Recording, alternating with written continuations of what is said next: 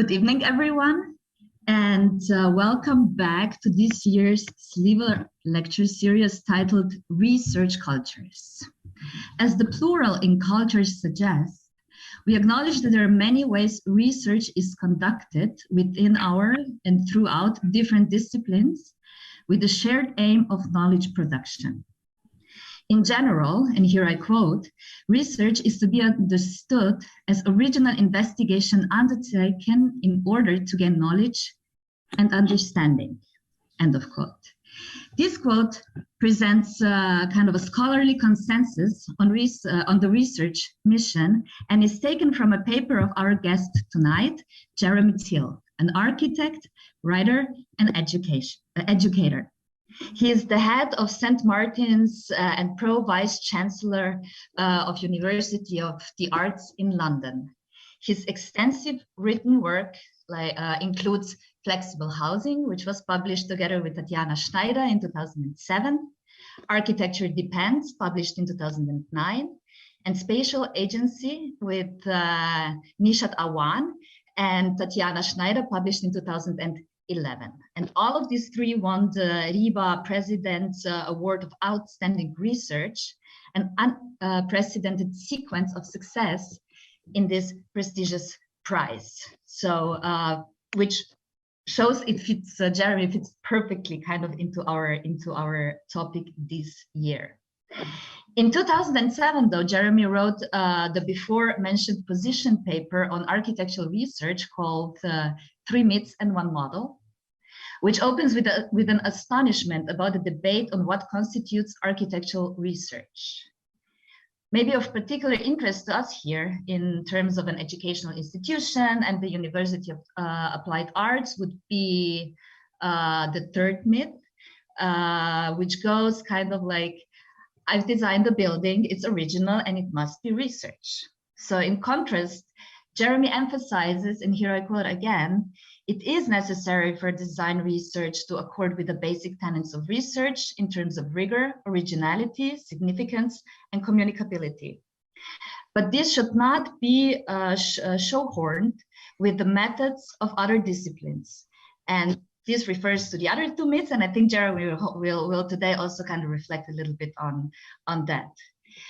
What's also important to mention is that in 2019, he followed up with an introduction to the very same paper where he acknowledges the progress and the maturity, especially on the forefront of research through the very act of design.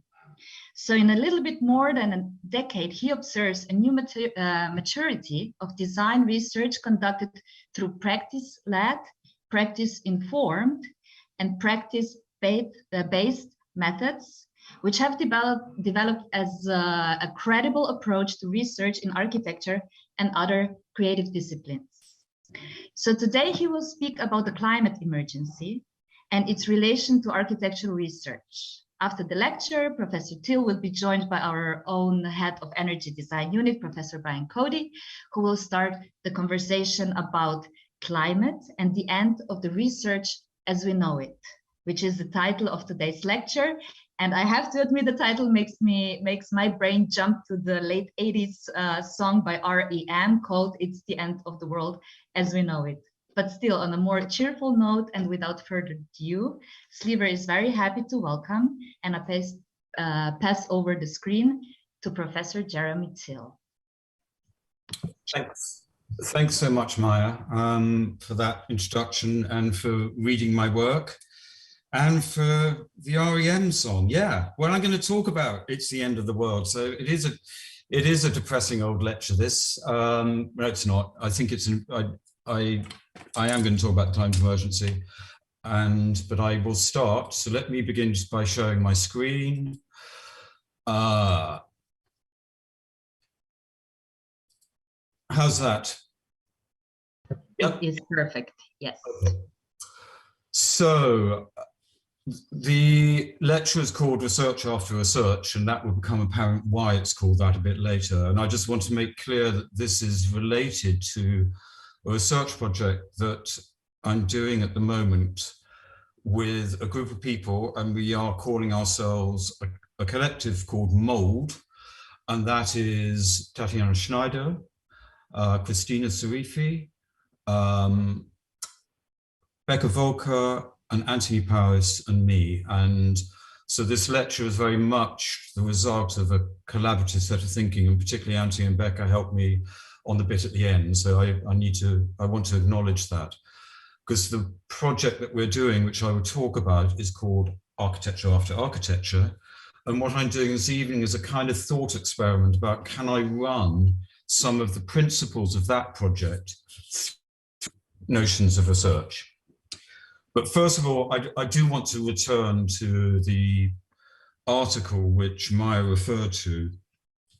And it's not false modesty to say, although for some weird reason, it's one of my most highly cited pieces. It was, it was published in one of those blog sites. We've got hundreds and thousands of hits. But it's not false modesty to say, I'm not sure I really like it anymore. As Maya says, it has moved on. Life has moved on, and I'm actually going to trash my own work in this lecture, but let's start, because people seem to get the beginning of it and seem to think, oh, that's interesting, so I would see if I can interest you. Who knows? So the paper started with these three myths. So let's just rehearse these three myths. The first is architecture is just architecture. Architecture is so particular as a discipline that it cannot be subjected to the same rules and methods or values or systems of other forms of research. We are so unlike you, the myth goes, that you cannot understand how we work. We cannot be subjected to the same parameters and paradigms of research as the rest of the academic institute. And this myth is actually, I would say, still quite prevalent in some circles. And what it allows the people who believe it to do is actually to avoid research or avoid the necessity of research. And instead, it suggests this kind of sense that architecture is an impulsive moment of the surfacing of genius. And in your very institute, that would have been a myth which Coop Himmelblau and others would have given, because of some of their work that they've done in terms of the automatic drawing, in terms of sitting down and just out it comes, and that initial sketch of some of their early work seems to be this kind of expression of an individual genius, or in that case, a twofold genius, in which you can, in a way, the whole thing is you cannot explain it apart from the impulsive gesture of the individual architect.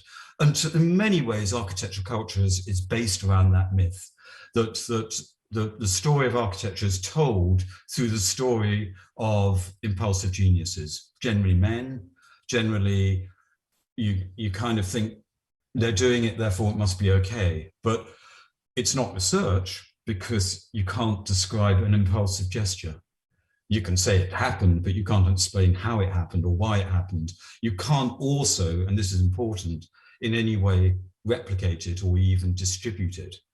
So the myth is still, I think, still with us, but is not one which can turn to some of the paradigms of research in order to justify it. Myth number two, works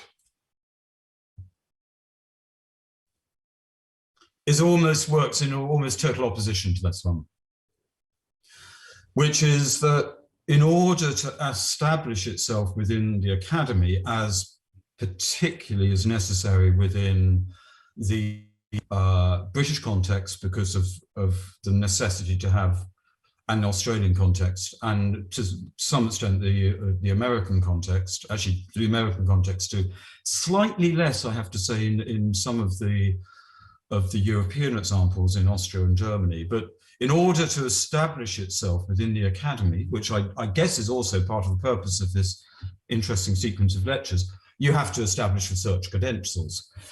And the way that you do that in the second myth is to draw on the credentials and methods and paradigms of other disciplines. And so in this one, architecture is put along a line. At one end, let's say, is humanities and history and theory. And what you do is you take historiographical research methods, or in the 80s, you took research methods from continental philosophy, or you can take research methods from sociology, and you apply those methods to architecture. And then at the other end of the scale, you would be applying the methods of the hard sciences to in terms of energy or sustainability or structures or whatever, to make sure that architecture has a credible and authoritative position within the academy. So famously in the 1960s in Britain, there was the Oxford Conference, in which architecture was really under threat within the university system, and it had to get its act together. And so what the Oxford Conference did was to say, okay, in order to get our act together, we need to turn to scientific methodologies. And out of that came experiments, particularly in Cambridge and at the Bartlett, in which architecture became this kind of incredibly strange form of scientific pursuit, either at the Martin Centre or what happened with Llewellyn Davis at the Bartlett. And although it might be good that architecture in this myth is turning towards the rigor and paradigms of other disciplines and other forms of research, what might happen then is architecture becomes not architecture, it becomes something else. It actually is subsumed into those other disciplines. And in that, you lose the particularities of what I think makes architecture most interesting, which is architecture as some form of relational discipline, a relational discipline which joins together social and spatial conditions. But this myth doesn't allow that to happen. It doesn't look at the particularities of architecture as a discipline or as a creative practice. The third myth Maya has sort of rehearsed for you already, so I can do this quickly, which is building a building in its own right is a form of research. So let me take you through the argument. Here's the argument. It's really simple. Architectural knowledge ultimately resides in the built object. Line number one. Line number two, every building is by definition unique and thus original. Yeah, that's true. Can't argue with that one. Number three, the production of buildings can thus be defined as a production of original knowledge. You can't really argue with that one, although of course I'm about to. And then the third one is that this is a definition of research. So there's a kind of sense to this argument. And again, particularly in the UK system, where universities have to submit their research to a central body every 5 or 7 years to get it assessed, in the early stages, more or less just before I was writing this paper, what used to happen is distinguished architects were employed by distinguished research departments, distinguished universities, and they just put in pictures of their buildings. And then they were disappointed when the panel said, actually, I don't see that's research. But they were following this line of argument, that this kind of sense that buildings are original and therefore I produced a building, therefore it's an original form of knowledge, would seem to be enough. So what one needs to do is to unpick this argument by saying building a building, I'm going to say, is not necessarily. And the first thing to say is that architectural knowledge doesn't reside in the building. It partially does, but it also resides in lots of other places. It resides in the processes that go into making it. It resides in the post-occupancy studies. It resides in the theories which build the culture of architecture, which then build the production of architecture, and so on and so forth. So that we have to detach architectural knowledge just from residing within the building.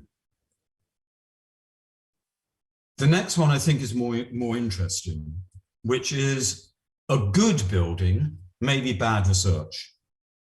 And what I mean by that is a good building as privilege through award systems, privilege through publication, privilege through the way that architectural culture is built.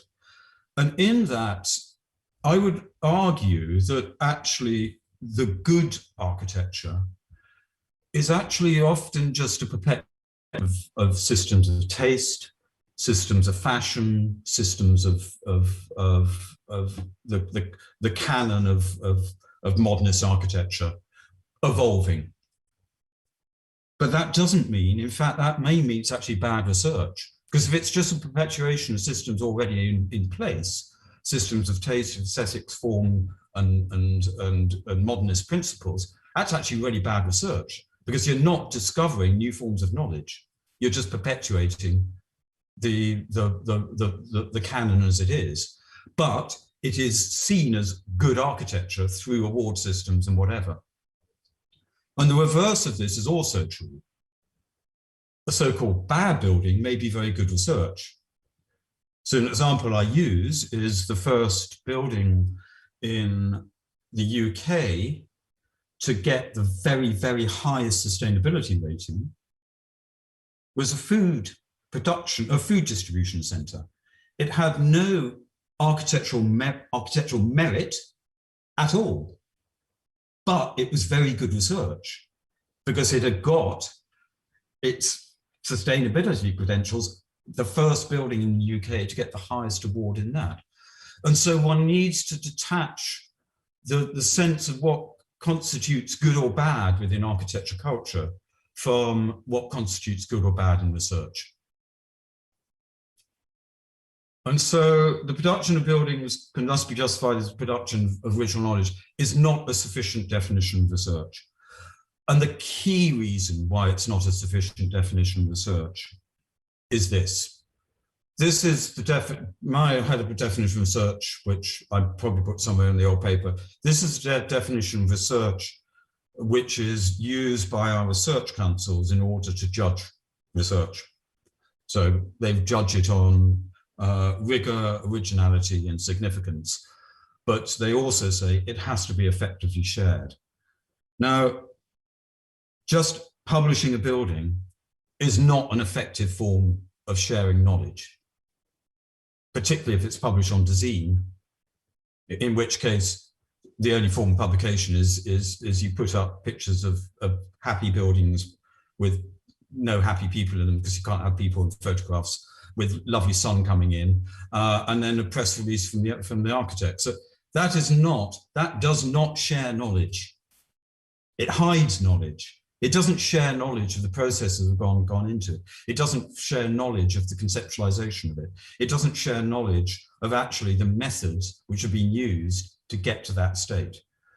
And a lot of architectural so-called research is in exactly that box of saying, here's a building, and I'll get onto the word innovative later, it's innovative, therefore it must be a form of good research. But it isn't, because it's not described in the manner which allows other people to engage with that knowledge in a meaningful manner in order that that knowledge can be shared. And this is an issue. Now, of course, in many cases, you actually don't want to share the knowledge because that is your intellectual property. It is also your commercial property. And therefore, by sharing it, because we're in a commercial world, you're actually potentially losing your commercial value. Therefore, it takes a very generous architect to perform research at this kind of level, i.e. through effective sharing. So that's where I got to on this paper. And then I did do a recent update, which I said that actually work has got better. And I referred in particular to the way that certain schools of architecture in the UK had really got to grips. And in order, what we did after a research assessment exercise, when the pictures of buildings were not being highly graded, we actually got together, the Bartlett, Westminster and Sheffield and a few others got together and said, okay, we need to take design research seriously. And the way we did that was really simple. We just played the rules of the research councils. So we said, what is the research context? i.e., how does this piece of architectural design fit in to a context of other design? Secondly, what are my research methods? You expose your research methods. So here I am sitting in this building, which in 2008, the building I designed with Sarah Wigglesworth, we submitted to the research exercise.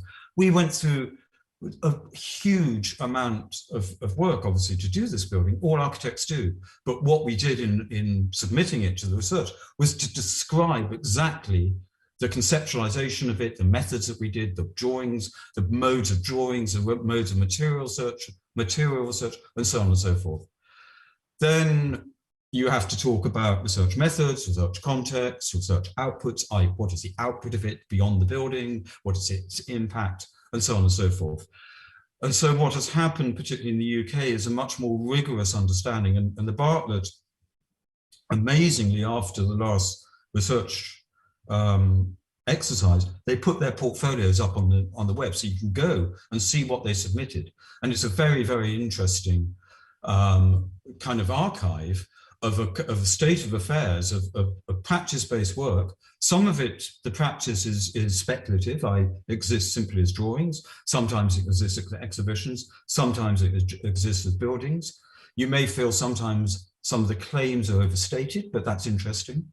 So you can see how the Bartlett put together their justification for why these pieces of practice constituted research, and they did incredibly well. They were graded very highly. So it is possible to take this and actually to take architectural practice and to fulfill the systems of research.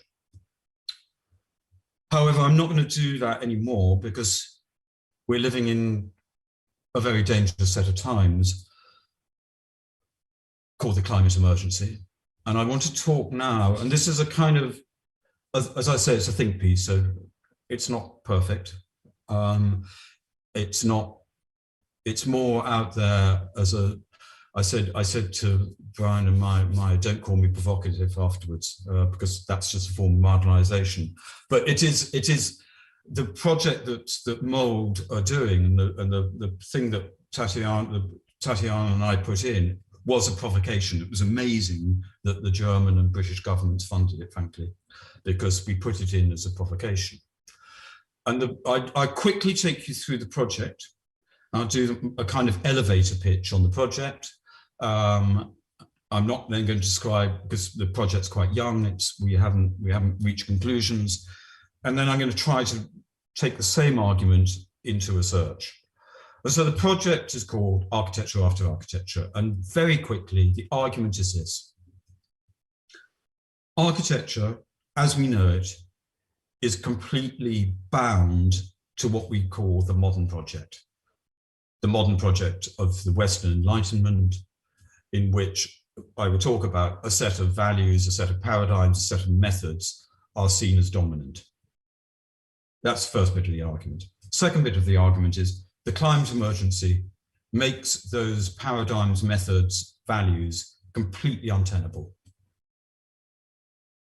We cannot hold to the systems of the modern project under the violence of the climate emergency. So if the violence of the climate emergency also takes down the modern project, it takes down architecture as we know it. So what is architecture after architecture? That's the question that all research, oh yes, that's the other thing. I didn't put that. I'm completely old-fashioned that research has to start with a research question. Yeah. And you can't know the answer. Otherwise, it's not research. So the question, therefore, is in terms of architecture and research, are architects asking any research question? And if you say to me, well, the research question is, what should a building on this site with this function look like? That's not a research question in my book, but we can talk about it afterwards. So let me just take you through the argument then. Architecture is a hand and a representation of the modern project. And I describe the modern project in 5 words. First of all is progress. The modern project announces endless progress. Without announcing progress, we don't have a modern project. The modern project was a Faustian pact in which you made a pact, in which you made an absolute rupture with the past. And the way that you then did that is that you always had to be moving away from the systems and values and modes of the past, and that you do by announcing progress. And architecture is, because it's such a bloody great thing, is a fantastic way of announcing progress. It's the biggest, most vain, most fantastic way by which the modern project can and has announced progress. And so architecture at this stage becomes absolutely tied into a representational system of progress. And if you look indeed on your own institute website, the most commonly used term is innovation. We are innovating, endless innovation, in order to announce progress. Not just your school, by the way, lots of other schools do that too. The second element of architecture and the modern project is that of growth. That line has to be permanently pointing upwards in order for the modern project to survive or to be credible, and particularly obviously in terms of economics. And one of the reasons that COP was such a disaster is that they didn't challenge that line. That line was still assumed, and the post-COP conversations basically came back still after Glasgow, back to we still need economics. Now, architecture is absolutely tied into this project of growth as the most extractive form of creative practice there is.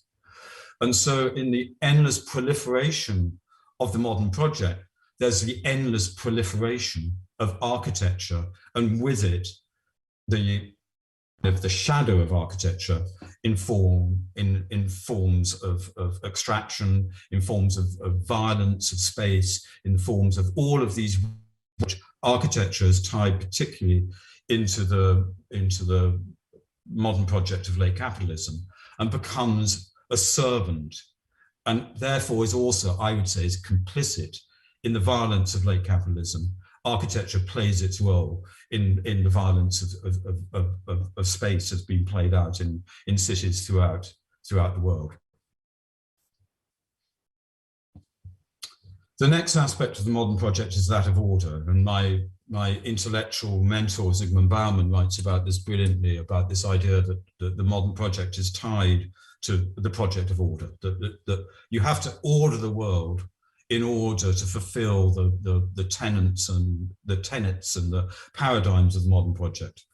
And architecture clearly, particularly in the early stages of the modern project in the 20th century, was used as a system of social ordering, whether it's the pronouncements of Hildesheimer or Corbusier or whatever. And you therefore get this idea that architecture as a kind of policing of order, as a manifestation, as the rolling out of order as part of the modern project. But also, as Bauman makes absolutely clear, the project of ordering is also a project of exclusion. And architecture does that, absolutely, particularly architecture culture as we know it. So it excludes the other. It excludes things that don't fit into the categories or systems or silos of the modern project. And in the case of architecture, the exclusions are to do with a certain form of Eurocentric, of global north, of all the things that we know about, exclude indigenous knowledge, vernacular knowledge, knowledge of the global south, architectures of the global south, are all seen to be suppressed within the architecture ordering system of the modern project. Then there's this thing of reason, you know, the modern project from the Enlightenment, from Kant and onwards, both philosophically, but then also through technology, is seen as the project of reason. That if reason is not at the heart of a project, then it is not seen sufficient to hold its head up within the modern project. And reason obviously is played out in architecture, both through kind of false reason of why a building has to be like that, often completely, you know, there's no, if a building necessarily had to look like that, you wouldn't need architects, you could just shove it through a computer. But most of all, reason is used within architecture as a form of technological display sometimes, but also technological input in the way that architecture within the modern project in terms of new form, i.e., you know, that's why the parametric thing is an absolute kind of classic example of that. There is a technology available, let's use it because it's a sign of progress, a sign of growth, but it's also a sign of a kind of technological reason which allows us to present new forms of architecture. And then most of all, within the modern project, is man's dominion over nature. And it all comes together. And architecture is absolutely complicit in this, in as much as architecture, almost by definition, has been something to do with a kind of sense of opposite to the earth. It takes bits of the earth, it tortures them into existence. Bauxite is turned into aluminium. Limestone is burnt to make cement and concrete. Steel is tortured, iron ore is tortured into steel. And in all of these extractive and violent forms of production, nature is obliterated until it comes back in this picture to haunt, you know, the iconic of architecture. So the argument is that the climate emergency signals the end of the modern project, necessarily signals the end of the modern project, which is why it is so conflicting when you go to, you see what happens in COP, because COP is about the continuation of the modern project, because it's full of the global north, it's full of fossil fuel companies, it's full of capitalists, it's full of politicians who are bound into certain corporate structures. They represent the modern project. So climate isn't, this argument is never going to bind within the systems of what my brother calls the carbon state. How can we talk about progress anymore when polar bears are floating around on melting ice caps and so on? How can we even begin to allow us to talk about growth when this graph is not pointing, you know, in a gentle 45 degrees, but is now heading almost vertical? And that graph could be a graph of loss of biodiversity, of fish, of CO2 production, of methane. It could be anything, it doesn't really matter. But once it starts heading vertically, as in some cases, as the Stockholm Institute is showing, it has already, we are beyond our limits. When it's vertical, and this is not apocalyptic, this is true, that's the end of humanity. So we cannot talk about growth in any single way that we've talked about growth before under the conditions of the climate emergency. We can't talk about order. How can you talk about order in the sense of the disruption which climate is now inflicting on the world? How can you talk about reason? And the worst side of what's happening in COP, and it happens in universities around the world, is the sense it's all going to be okay because technology will solve the problem. But the issue with that is you're using exactly the same tools to solve the problem that created the problem. And that doesn't work. Whether you listen to Einstein or Audre Lorde or whoever, that doesn't work. You need different ways of thinking. So the climate emergency demands ways of thinking and doing which are outside of the paradigms of the modern project. And with that, it would take down architecture as we know it. So will it also, and this is where I go into my think piece, take down research as we know it? And I think it does, but you can tell me afterwards what you think. So let's just run through it again.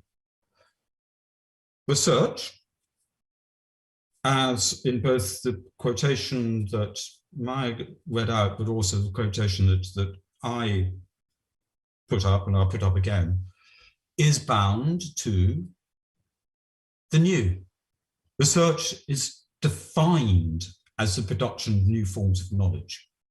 And therefore it is bound to this endless sense of progress.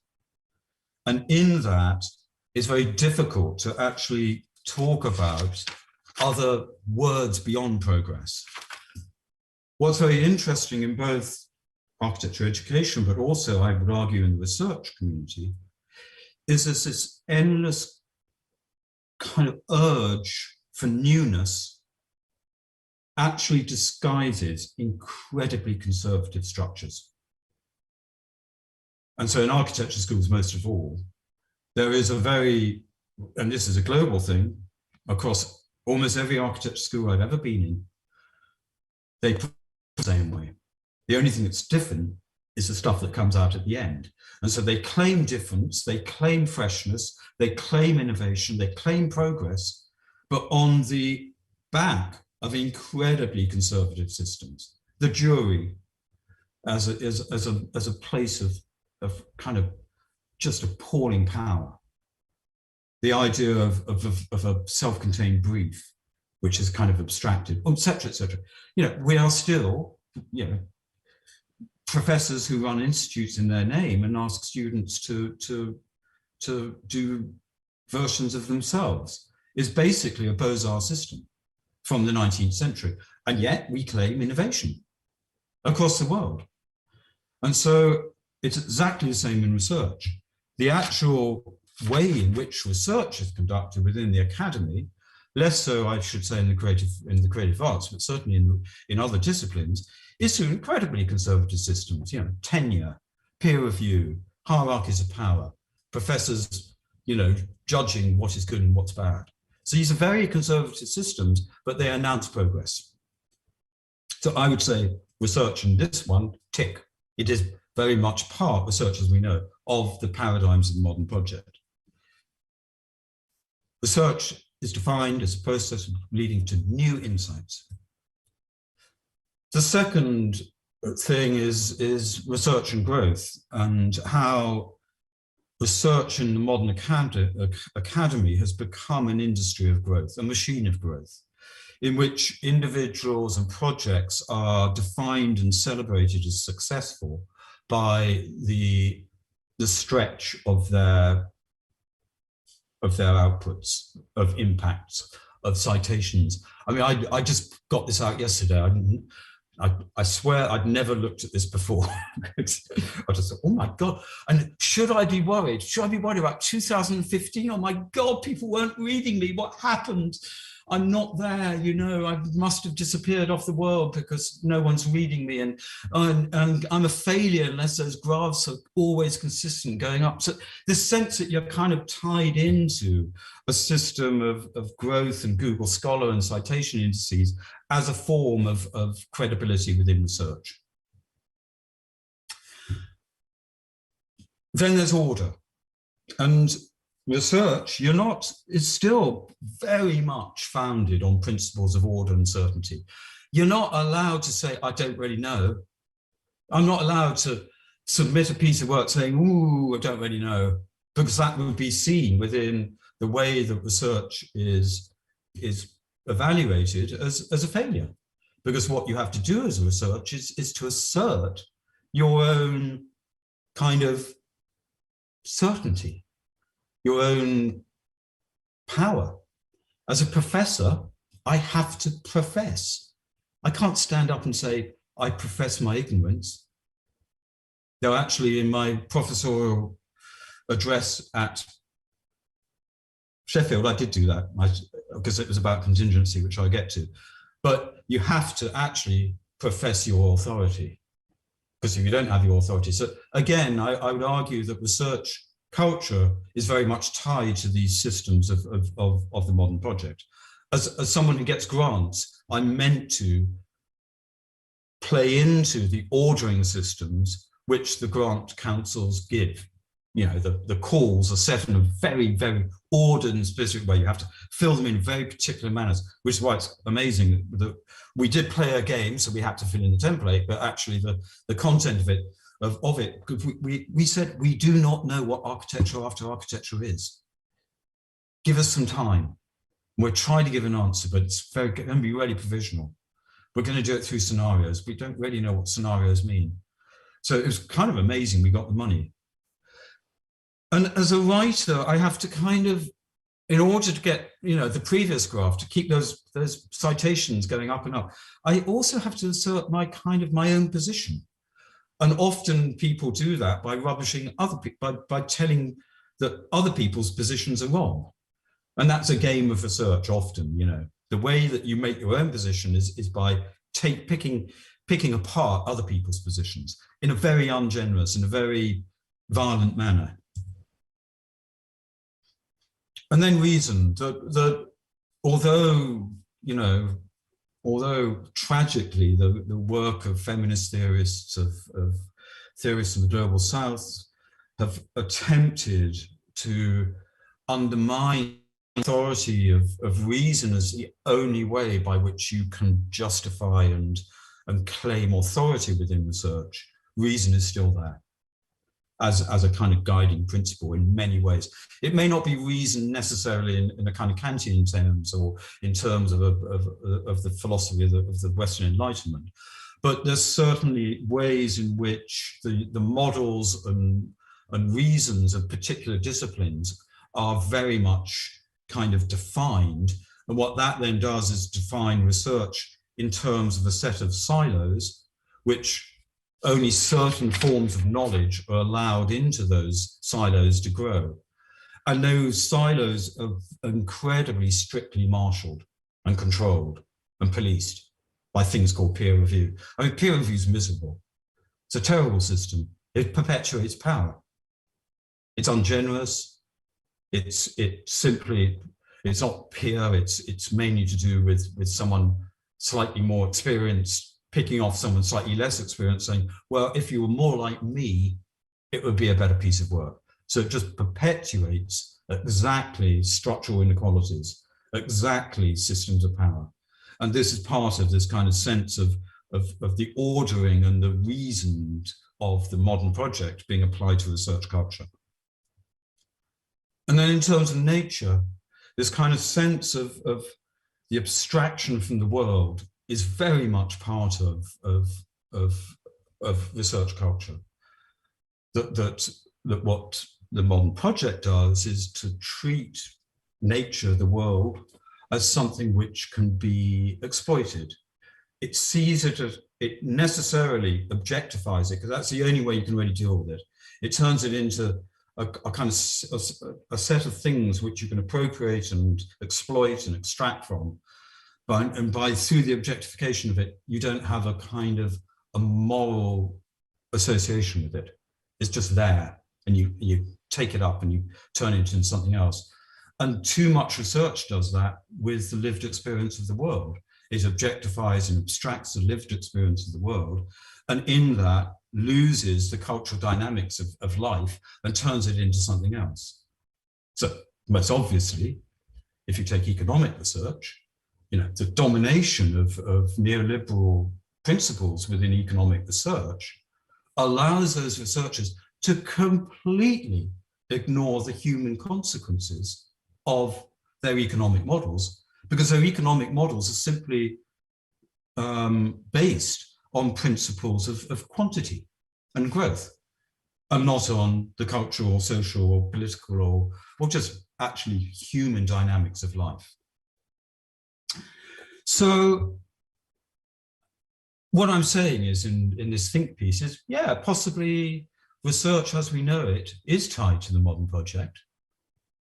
And then I run the same argument through and I say, well, if it's tied to the modern project and the modern project is no longer tenable under the conditions of the climate emergency, then research as we know it is no longer tenable under the conditions of the climate emergency. So what is research after research? I can't really tell you.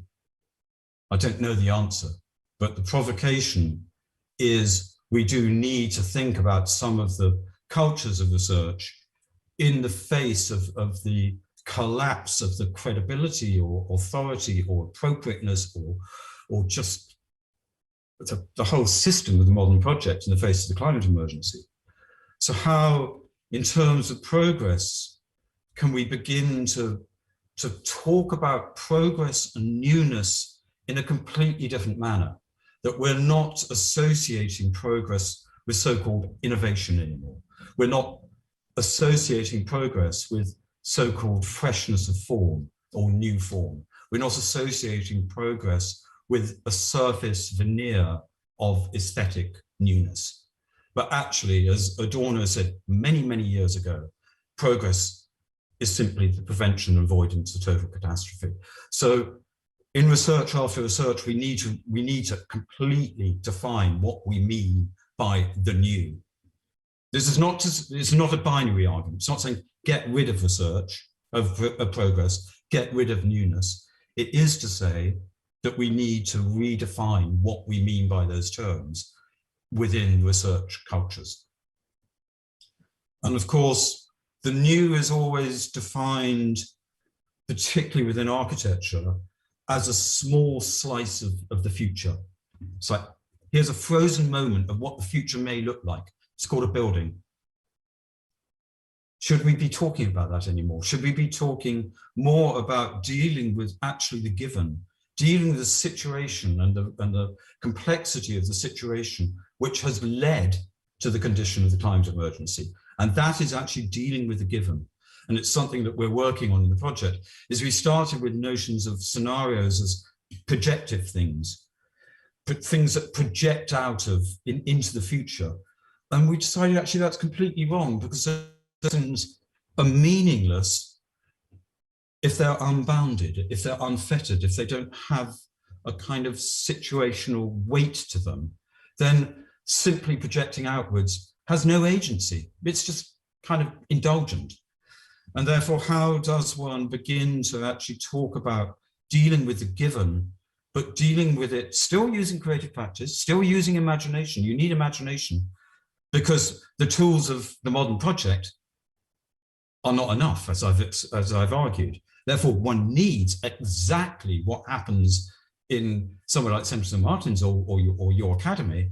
You need these other ways of thinking, but you need to apply them not in an unfettered, oh, isn't it great if I design a building which flies, but rather than dealing with the gaps in the given. In terms of growth, again, this is how we get away from this sense of the research machine, of this endless proliferation of outputs, this endless proliferation of stuff. It's getting increasingly bad, as well as more and more journals come online, which you have to pay to be a part of. And this quote from Isabel Stengers is really important, I think, which is, will the future define growth as even criminal? Will we have the equivalent of kind of human rights trials for people who exemplify growth? I mean, most obviously the fossil fuel companies, but will growth be seen as a kind of form of criminality? And then in terms of order, I think the most important thing in this is to accept, and I write about this at length, and if I can't, I can't really condense the argument in Architecture Depends, this sense that actually certainty is no longer with us and is actually not appropriate and isn't actually not, I would argue, a very good form of research, which is why I'm really interested in this notion of contingency, because I think contingency in this quotation of the definition is quite simply that things might be otherwise. That to me is a really interesting definition of research. Rather than research as certainty, is research as a kind of openness to other ways. But most research doesn't go down that route. And therefore this notion of the contingent researcher who starts saying, I don't quite know, but working with you, working with the world, working with others, co-designing, collaborating, maybe we can work towards something which is not perfect, but has an otherwise, and that otherwise is a transformation into something better. And then in terms of reason, this idea, which from I think a really important book, which we've been using by De Sousa Santos, called The End of the Cognitive Empire, which is effectively a essay about the forms of knowledge that have been generated and then colonized and extracted in the global south, and the way that the global north has dominated notions of the canons of knowledge, notions of colonization, and so on and so forth, and very, very strong paradigms emerge. And what he's arguing is actually the most productive forms of knowledge are those which have been suppressed by the modern project, and we've got to allow them to flourish again. And again, so he doesn't do a binary. He doesn't say all reason is bad. He introduces this term warm reason. The reason that this comes, I can't see my screen, comes to me with emotions, affections, and feelings without surrendering its reasonableness. So I think we need to get away from the binary, which frankly is how I've often operated, just be much more generous and try to find terms which don't negate all of these previous things, but work with them in a more productive, empathetic, and in the end, a kind of way which addresses the inequalities which the modern project and the climate emergency have put on us. And of course, within that, and it's the most difficult thing within architectural research, is how you take nature not as something which is objectified, abstracted, something over there, but actually is something that we are part of. We are in the knot of the fabric of nature. And for architects, that's very difficult. I understand that, because buildings, as I said before, almost by definition, stand above nature. How then do you, so it's not kind of, I'm not saying, oh, well, let's put green roofs on and everything, because that's pretty rubbish. It's much more to do with a kind of sensibility about our entanglement, our woven into nature rather than floating free. And just the final warning comes from this book, which is a kind of weird book, Australian Cli-Fi book from the 80s, extraordinary book, in which he writes, this is a picture of Melbourne in 2011, but he's writing about flood, about what happens to Melbourne in the 21st century. One day, all Melbourne will vanish under meters of water. We listened politely and did not take notice. One day was forever away. And this is exactly the position that we're in, that one day is forever away. We're just pushing it away. It happened with COP. It just played out in COP. You just push it, say, okay, we can't deal with it, we'll do it in Egypt. Can't do it in Egypt, we'll do it wherever. You just push the whole issue of the climate emergency, always pushed away, either through notions of technological solutions, notions of sustainability, which I could show later, but we argue sustainability is just a continuation of forms of capitalism, and so on and so forth. You just push it away. And he ends up in the epigraph of the book. He says, actually, the book is about the possible cost of complacency. And this kind of sense, we cannot be complacent anymore. And therefore, we can't be complacent about what we research, how we research. We can't be complacent about the continuation of the models of architecture, which are still so prevalent, that we need to kind of wake up and realize that actually, unless we wake up, we face extinction. Thank you. Thank you, Jeremy, and thank you very much, I think, for a very clear response to kind of the thematic of this year's lecture series.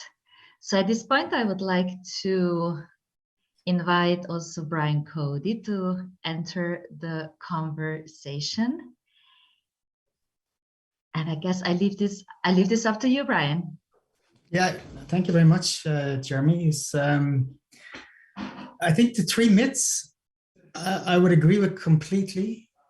The second one is something, for example, it's really weird in architecture that when you get past the graduate stage and when it goes, when you go into PhD research, etc., it's almost like at every university I know, at least, you have to architects forget everything they learned up to now and become social scientists, historians, engineers. But it's so to do real research in architecture, you're sort of forced, or it seems to them, you're forced to go into another discipline, if you like, and then of course you become an absolute amateur in another discipline, and you forget and that's something I've really tried to influence, to try and turn that around, but it's obviously a difficult. And then, as you will be aware, of course, there's this whole design by research, research by design development in lots of countries and that's going towards your third myth, where it's building a building becomes research, and obviously there's more serious versions of that theory and less serious ones. And I totally agree as well with that I think building a building can be research, but it is definitely not necessarily, obviously, research. The first myth, I think I would say possibly, I personally think maybe the myth is that other disciplines are so scientific and rigorous, etc. Because I think in almost all other disciplines, but especially engineering, business, etc., there's a lot of creativity and what did you call it? The impulsive genius, which people ignore. In a way, I would turn it around and say I totally agree, but I think the myth is larger. In fact, that I don't know what you think about that, but that because I'm personally I'm an engineer, right? So, and I know that in the world of engineering, it's not as the scientific method as you think. It's very similar to architecture, and that you come up with ideas and where they came from, etc. There is at least an element of creativity, and I would say that business is totally non-scientific. Even physics, if you read, Feynman and some of those guys, you realize that they're not that different from architects. I don't know, what are your thoughts on that?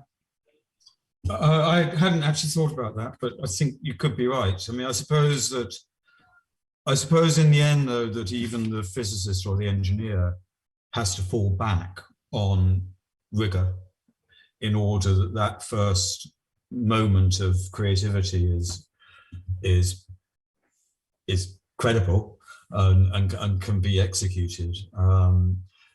But I'm not sure that architects necessarily do. So I would say that the myth of the impulsive genius is still fairly prevalent, and it's how the history of architecture is told, and it's how the commerce of architecture still persists. So, but I think you're right. I think that myth can be applied in other areas too. And I thought interesting is also something I've been thinking about for a long time. In architecture, the sharing of knowledge, you say, is the actual problem. I think the way I perceive it is that in architecture, there's, like in every other discipline, there's two worlds, the professional and the academic. And in architecture, it would seem like there's much more overlap. So a lot of practitioners, if you like, are in the universities, are also academics, and so it would seem to be more of an overlap than maybe others. But you realize that there are really two worlds. There's the professional world of architecture, where the protagonists are moving in a certain arena. Then there's the academic, where you have peer-reviewed journals, you have conferences, but they're totally different audience, totally different people.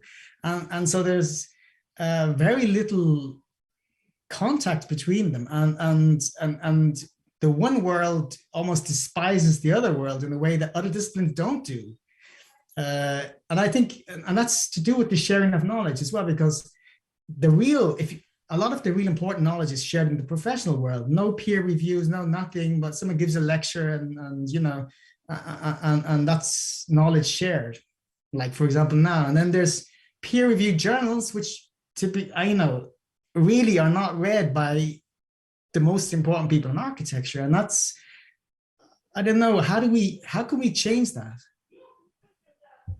Well, it's almost because your word audiences is important there, I think, because the audiences are very different, and that the audience of an academy is pretty internalized to a small community of others, to impress a small community of others, and the audience of the profession is now in the land of commerce generally. So, and you have to address that, and in that it's very difficult. I mean, there are people trying to bridge that gap. So if you take the work of Flora Samuel at Reading and places where they're trying to really confront head on, and some of the work coming out of the Bartlett does that in these portfolios, in which you see a trying to join together of the two sets of priorities. But you're right that, and then in the European model, you then get this weird thing also of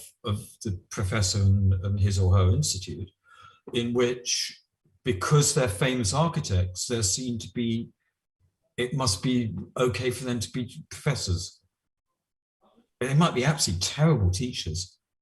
Yeah, they probably are terrible teachers often, because their method of teaching is very old-fashioned. You know, I did this, I'm famous. If you do something like that, but not quite as well as me, because I'm the professor, so you can't be as good as me, then you're going to be okay too.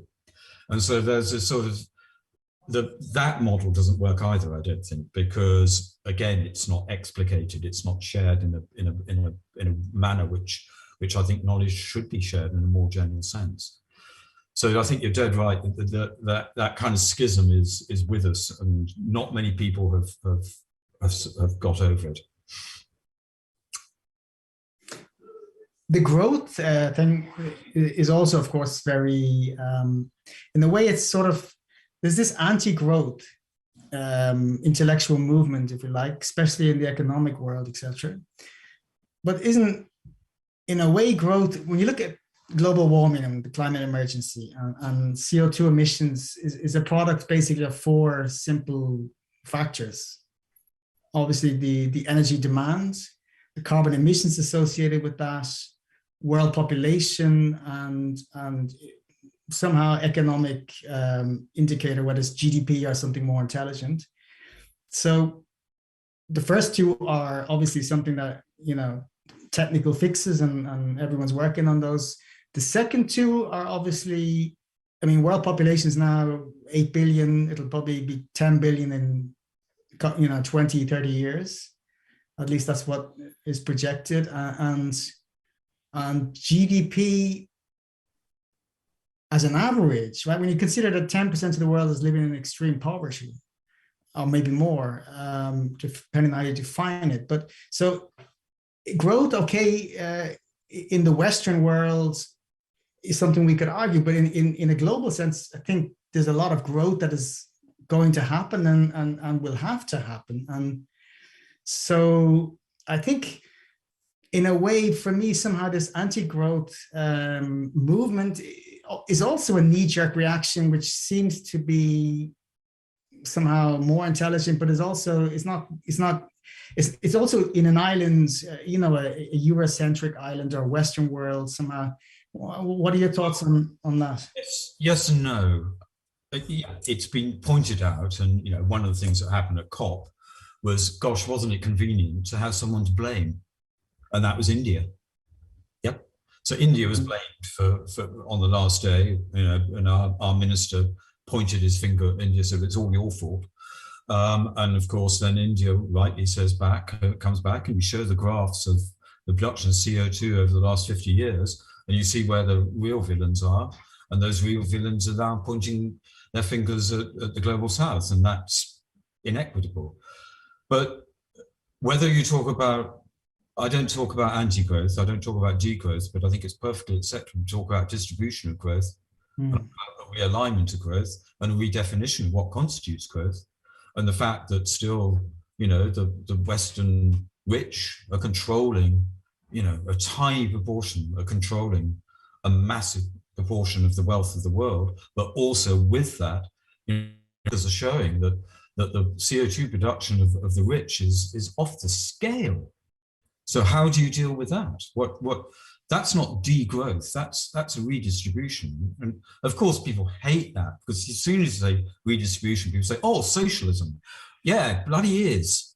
And quite right too, because the violence of capitalism has led to exactly the inequalities, both of climate injustice, but also social injustice, which is now being played out. So I think you're right to say, well, you can't just talk about anti-growth, Jeremy, but I think you can talk about other ways of talking about growth, other parameters of growth.